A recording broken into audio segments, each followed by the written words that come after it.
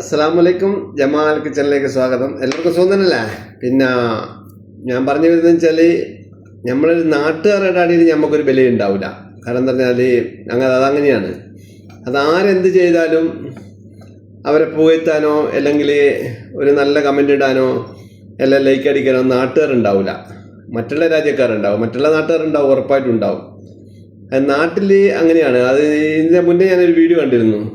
നമ്മളെ ബൊക്കയിലുണ്ടല്ലോ, അതിൽ വെക്കുന്ന ഒരു പൂ ഉണ്ടല്ലോ, ആ വെള്ള കളറും ചുവപ്പ് കളറിലുള്ള അതിനൊരു തണ്ടുണ്ടാവും. അതിൻ്റെ പേരെന്നോട് മറന്നുപോയി.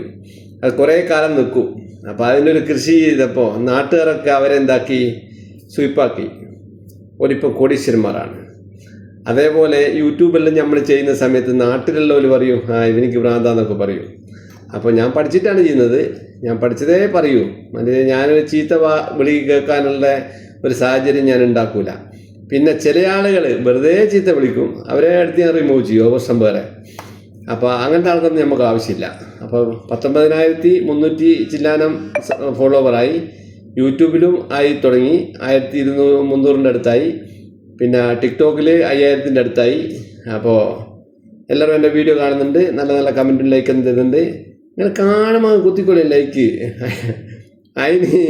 അതിനെന്താക്കണ്ട, കഞ്ഞിക്കളി കളിക്കണ്ട. കാരണം വെച്ചാൽ അത് അടിച്ചു കഴിഞ്ഞാൽ ഒരു പ്രശ്നവും. നിങ്ങളെ നെറ്റും തീരൂല, ഒന്നും തീരൂല. നമുക്കൊരു സന്തോഷമല്ലേ. നല്ല നല്ല കണ്ടൻറ്റുമായിട്ട് ഞാൻ വരുന്നുണ്ട് ഇൻഷാ അല്ലാഹ്. ഇനി ഒരുപാട് കണ്ടൻറ്റ് വരുന്നുണ്ട്. ഒരുപാട് ആളുകൾ ഇപ്പോൾ ഞാൻ യൂട്യൂബ് ഫേസ്ബുക്കെല്ലാം തുടങ്ങിയ ശേഷം ഒരുപാട് ആൾക്കാരെ കണ്ടൻറ്റ് എനിക്ക് തന്നിട്ടുണ്ട്. അതും ഞാനിടും, എല്ലാം ഇടും.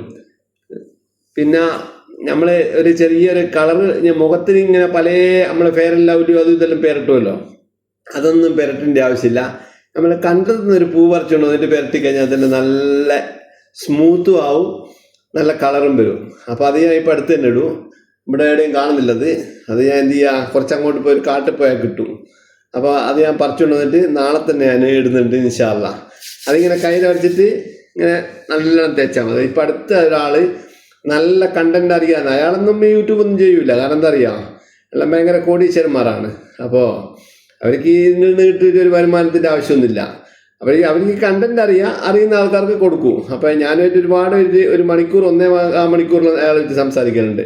അപ്പോൾ ഓരോരോ സംസാരത്തിൽ നിന്നും അയാളിൽ നിന്ന് കണ്ടന്റ് കിട്ടും. അതാണ്, അങ്ങനെയുള്ള കഴിവുള്ള ആൾക്കാരുണ്ട്. അപ്പോൾ അയാൾ വൈദ്യൻ ഡോക്ടറൊന്നുമല്ല, പക്ഷെ അയാൾ കണ്ണൂർക്കാരനാണ്. അയാളുടെ പേരൊന്നും ഞാൻ പറയുന്നില്ല. അപ്പോൾ അയാളൊരു ബിസിനസ്സുകാരനാണ്. അപ്പോൾ പറഞ്ഞു വരുന്നതെന്ന് വെച്ചാൽ ഒരുപാട് ആളത്ത് കണ്ടന്റ് ഉണ്ടാവും, പക്ഷെ ആരും എന്ത് ചെയ്യില്ല,